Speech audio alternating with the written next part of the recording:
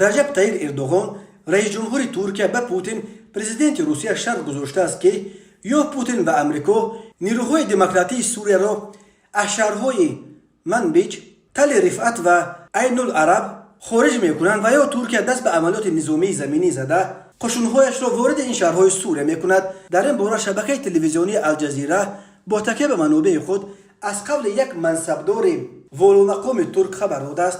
منبع می‌افزاید که اردوغان برای پوتین حتی وقت داده است و در صورت سر وقت اجرا نگردیدن شرطش از قولش برنمیگردد. اما امریکا به جانب ترکیه پیشنهاد کرده است که رهبریت این ائتلاف نظامی را به دست عرب‌ها می‌دهد تا که اردوغان خاطرجمع باشد. در همین حال پوتین خواسته است بر عوض این گذشتش در سوریه اردوغان در جبهه اوکراین باید به او کمک کند.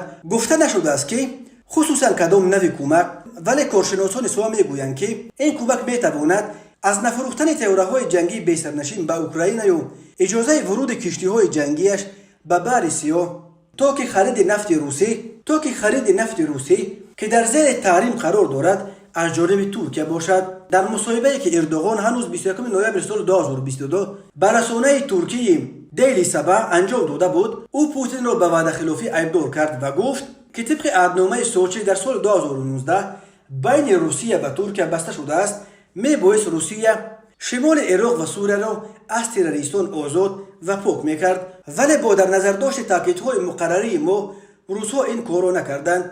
باید یادآور شد که 20 نوامبر سال 2022 ترکیه از آغاز عملیات نظامی با نام چنگال شمشیر علیه واحدهای نظامی کرد خبر داده به ولایت‌های کردنشین سوریه حلب، الحسکی و رقه ضربه‌های هوایی از طریق درون و توپخانه‌ها زد.